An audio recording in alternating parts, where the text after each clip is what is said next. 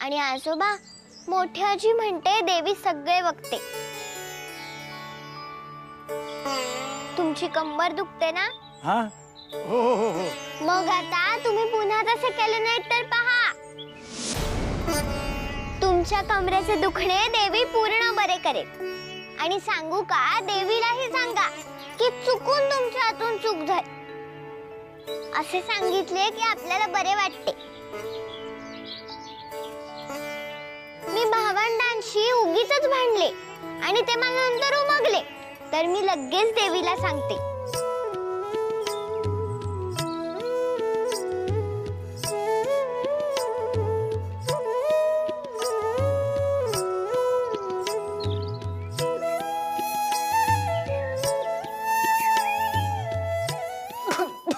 अगोबाई, सावकाश सावकाश. अगोबाई, थोडेसेच आहे हो, अजून अगदी थोडेसे. पुरे पुरे ताई. खरं तर आज 4 दिवसांनी माझ्या पोटात अन्न गेले. ताई, तू आली नसतीस तर माझे काही खरे नव्हते ग. अगोबाई, सावकाश सावकाश हो. घे पाणी, घे थोडे, बरे वाटेल. अगोबाई, आता घाबरायचं नाही, मी आहे ना, सारे काही ठीक होईल आता. हा, तू दरवेळी माझ्यासाठी धावून येतेस. मग काय करणार, दरवेळी तुझी अशी भयानक परिस्थिती होते. अगो 11 बाळंतपणे झाली, जीवानीशी जातेस की काय असेच वाटते हो दरवेळी. काय करणार, बाईचा जन्म म्हणजे हे भोग चुकतायत का? 15 दिवसापूर्वी ते ते गोड बोल्यांची सून बाळंतरोगात गेली. काय? त्याआधी नारायण पेठेतल्या यांच्या चुलत भावाची बायको दगावली. तेव्हापासून माझे मन धास्तावले. मला अशी धाप लागायला लागली ना, तशी मी यांना म्हणाले, तुम्ही पालगडहून ताईला आणण्याची व्यवस्था करा. हे सारे ऐकले ना की कीव येते हो अगदी स्वतःची. रागही येतो. बायका अशा मरतात, काय किंमत आहे हो त्यांच्या जीवास. अगदी लहान वयात आई पण येते, एका पाठोपाठ एक बाळंतपणे, आणि त्यात सासूरवास आहेच. ते एक जणींच्या नशिबात बरीच भर घालायला. कधी कधी वाटते सदा इतका कळवळून नवमतवाद मांडतो ना, ते खरेच आहे. त्यालाही भारी राग आहे हो जुन्या विचारांच्या मंडळींचा. इथे पुण्यातच आहे, पालगडला काय कथा असेल. आई आई, मी परत जातोय पालगडला. मला कंटाळा आलाय का इथे पुण्यात. काय?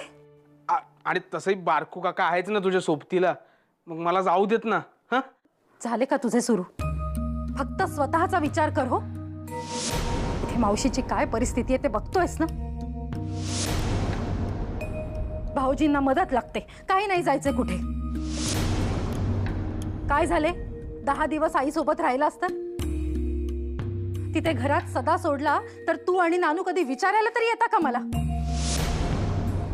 काय जायचं नाही कुठे. अगं काय ग आई,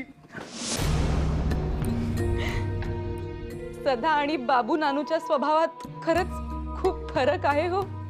हसू नकोस, रडायची वेळ येते माझ्यावर. अगं, तू आल्यामुळे 4 घास जास्त गेले आणि खूप दिवसांनी हसूही आले.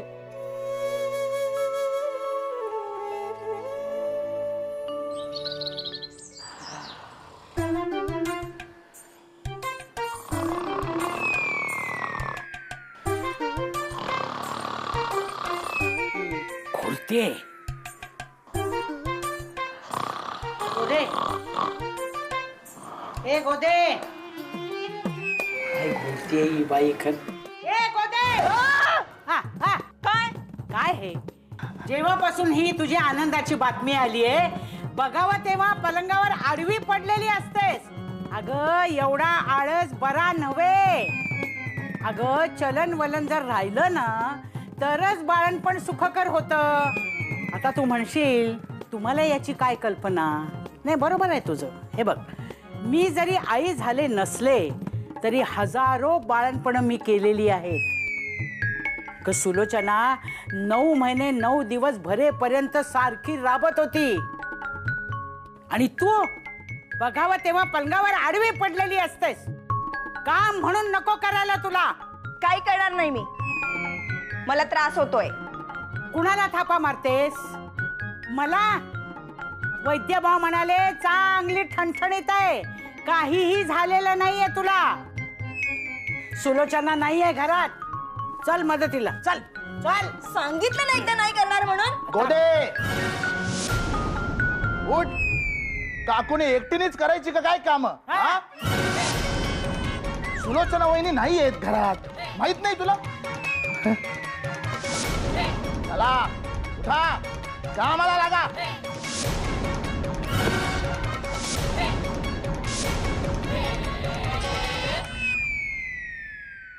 हा मग नाही आता ओरडलंयस पण रात्री जेव्हा किरसुणी उगारेल तुझ्यावर तेव्हा तू घाबरून ओरडू नको म्हणजे झालं. काय? गप्पस. काकू म्हणतोय मला. मला भूक लागली. अगो पण तू थालीपीठ खाल्ले होतेस ना. हो शेंगदाण्याची भूक लागली. कोल्हाटकर आजोबा म्हणाले म्हणून होय. जा जा घरी जाऊन गुळ शेंगदाणे खाऊन घे. ये सखू. वाचवलेत तुम्ही आज. अजबच पद्धत आहे हो तुमची. कसं काय सुचते तुम्हाला? ते नाही ठाऊक पण मी कोल्हाटकर आजोबांचे कृत्य पाहिले होते आणि त्यांनी तुमच्याशी लबाडी केली त्याचाही मला राग आला. ते सगळे मनात घोळत होते मग आपोआप सुचले. पण तुमचा उपाय नेमका कामी आला. मला तर खरेच वाटत नाहीये की वसुलीचे पैसे मिळाले आणि गेलेला रुपयाही. कमालच केलीत तुम्ही. हो पण त्यासाठी मी कोल्हाटकर आजोबांना वेठीला धरले. ते बरोबर नाही ना. पण ते जे वागले ते तरी कुठे बरोबर होते. मी त्यांना एवढी मदत केली तर ते मलाच महामूर्ख म्हणत होते आणि देवळातले पैसे चोरी करायचे. कोण जाणे ते असे का करायचे. पण जाऊ दे त्यांचे त्यांच्यापाशी. तुम्ही हे पैसे सांभाळून घरी न्या आणि आप्पांना द्या. मीही आता घरी जाते. चालेल. मलाही पैसे घरी द्यायची घाई झाली आहे. तुमचे आभार बरं का. आहो पुढच्या वेळेला वसुलीच्या कामाला जाताना तुमच्या छोट्याशा बायकोला सोबत घेऊन जायला विसरू नका. मी असताना तुम्हाला कोणी म्हणजे कोणी फसवणार नाही. बरे येतो मी.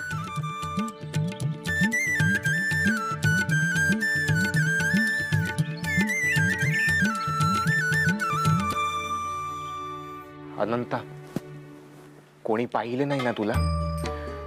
नवमतवाद्यांसाठी धोकादायक गाव आहे. नाही नाही कोणी नाही पाहिले आणि तसंही मला कोणी ओळखतही नाही.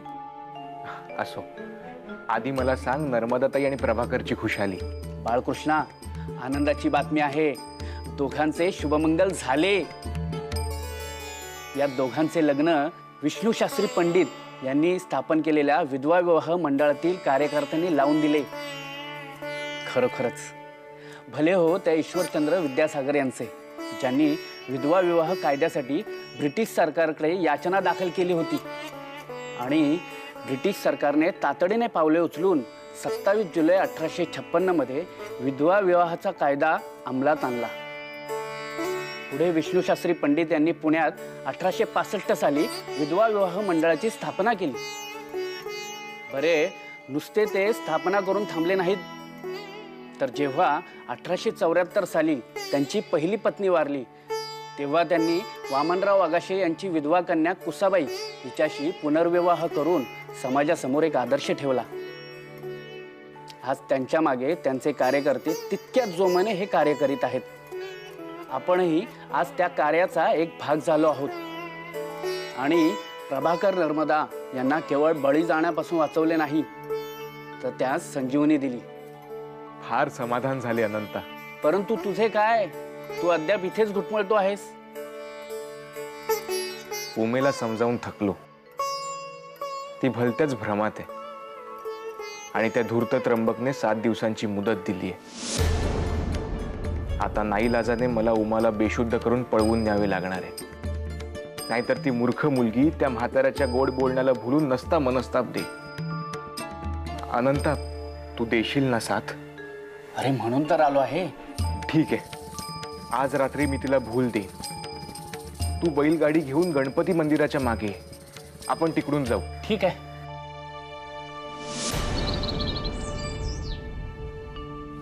सुखी हो, सौभाग्यवती हो. आजी, तू खरंच निघालीस? तुला जमेल ना हा प्रवास?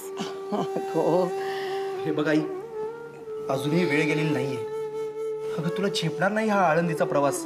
पुन्हा विचार कर. आता माघारी फिरणे नाही नारायणा. आता दर्शन घेऊनच परतीचा प्रवास. सांभाळून जा.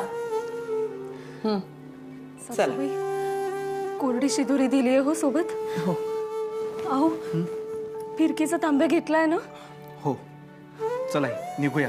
चल. मंडळी वाट पाहत असली तुझी. हो हो. मला बयोशी थोडे बोलायचे. तुम्ही जा पुढे अंगणात, मी येतेच. बरे.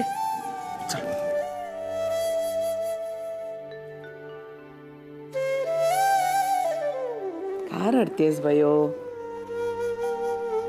मी चालले म्हणून? हो, मला नाही करमणार तुझ्याशिवाय. अयो, मी आळंदीला चालली आहे ज्ञानोबा माऊलींना भेटायला. तू कावेरीकडून, तुझ्या आईकडून, सुलोचनाकडून माऊलींच्या गोष्टी ऐक. मी तुला सांगितल्या आहेतच, पण पण काय? अजून एक गंमत आहे. पण मला वचन दे, तू कोणालाही सांगणार नाहीस. हो, दिले वचन. नाही सांगणार कोणास. मी आळंदीहून घरी येणार नाही, थेट पुण्याला जाणार आहे नर्मदा आणि प्रभाकरला शोधायला. हे सगळे घडले तेव्हा मी गप्प होते, कारण त्या दोघांच्या जीवाला धोका होता. या घरात तर तिला कोणी शोधायचा प्रयत्न करणार नाहीत आणि तिला क्षमाही करणार नाहीत. पण मला तिच्या पाठीशी उभे राहणे गरजेचे आहे. ते दोघे पुण्यात गेलेत अशी मला कुणकुण लागली आहे. मी शोधेन त्यांना. पण अगं आजी, किती दगदग होईल ग तुझी, त्रास होईल ग. अगं वेडाबाई, एवढे सगळे घडल्यानंतर नर्मदेला शोधून तिला पोटाशी धरल्याशिवाय मला चैन पडेल का? तू आणि सखू इथं सान्यांच्याकडे 10 पावलांवर होतात, तरी तुमच्या आईचा जीव खालवर झाला होता आणि ती तडक मध्यरात्री भेटायला आली तुम्हाला. असे असते हो आईचे काळीज. तू आई होशील ना तेव्हा कळेल तुला. माझी ग बाई, येते हा.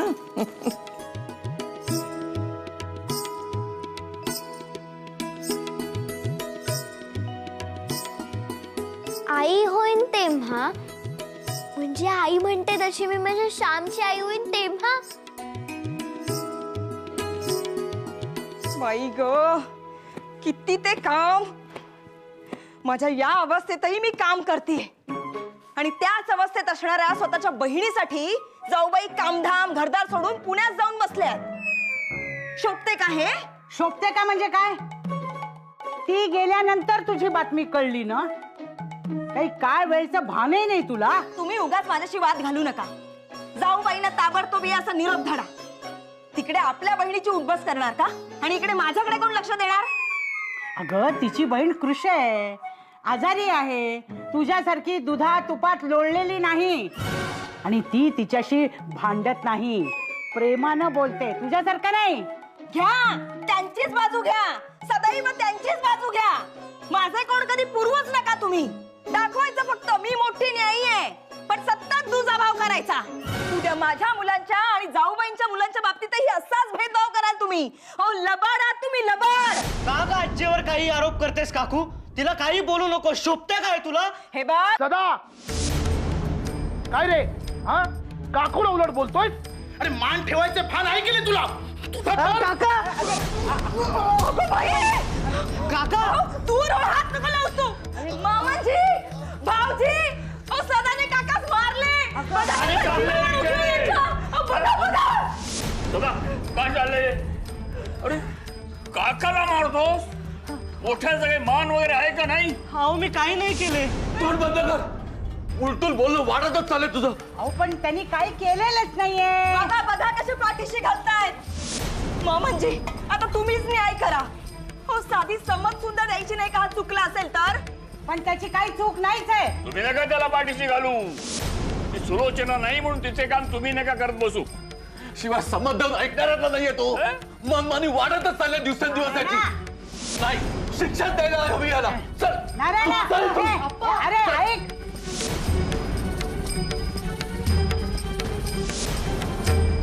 चल अप्पा चल.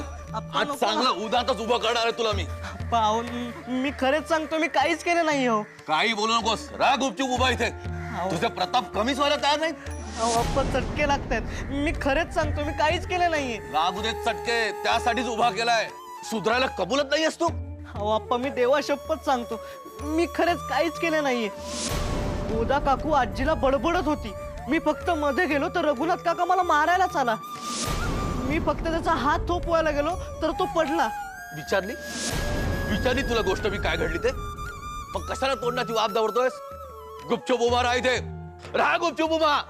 अहो अप्पा अहो मी खरंच सांगतोय मी काहीच केलं नाही हो. अप्पा ऐका ना. अप्पा ऐका ना. रघुनाथा तू उठ. वर बस बघू. फार लागलं का रे तुला? मी क्षमा मागतो तुम्हा दोघांची सदाच्या वतीने. उन्हात उभं केलं त्याला शिक्षा म्हणून. सुधारणार आहे का त्याने तो? मुळात आमच्या बाबतीत दुजा भाव करायचा ही मोठ्यांची शिकवण असल्यावर आम्ही तरी काय बोलायचे? खूप बोललीस. मोठ्याने म्हणजे आम्हीच ना. काय चुकीची शिकवण दिली का? आणि आम्ही तुम्हा दोघांच्या बाबतीत दुजा भाव करतो असं पुन्हा बोलशील तर याद राख. आधी स्वतःचं वागणं पडताळून बघ. आपणच खोड्या काढायची सवय आहे तुझी. आपणच खोडी काढायची, दुसऱ्याला उकसवायचं. मग तो अंगावर आला की मग कांगावा करायचा. तरी सत्याची पडताळणी न करता सदाशिवा शिक्षा दिलेली आहे. या उपर किरकिर नकोय. अगं आई होणार आहेस तू आता. थोडे सात्विक विचार मनामध्ये ठेव. बघितले शेवटी खापर आपल्याच माथ्यावर फुटले. चला. अरे माझ्याकडे बघू नका.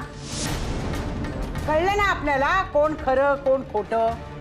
पण माझ्या बोलण्याकडे कोण लक्ष देतो? अहो तसं नव्हे हो. हा बोधल्या इथं पडला तेव्हा आम्हाला खरेच वाटले की सदानं त्याला मारलं. पण तुम्ही नका काळजी करू. मी खऱ्या खोट्याची शहानिशाच करतो. आई, अगं आजीला झेपेल ना हा प्रवास? झेपेल गो. इथे अगदी कोंडमारा झाला होता त्यांचा. हवा पालट झाल्याने बरेच वाटेल त्यांना. आणि आहेत ना दामले काकू त्यांच्या बरोबर आहेत. त्या बघतील हवे नको ते. तू काळजी नको करूस. हो हो. अगं आई, तुला आजची गंमत सांगायचीच राहिली. कोणती गो? अगो कोल्हाटकर आजोबांची. अगं बाई. अगो आज आहोंना मी त्यांचा 1 रुपया मिळवून दिला. ते कसे काय? अगो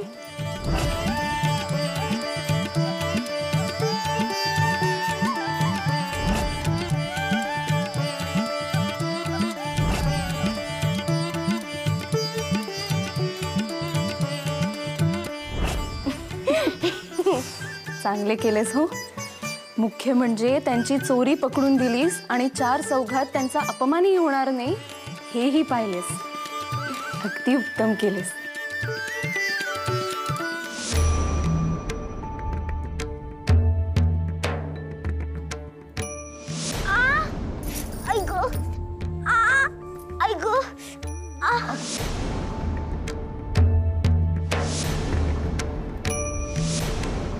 बरो काय झाले? माझ्या पायाचे तळवे भाजतायत. अगं पण एकदम काय झालं तुला? माहित नाही.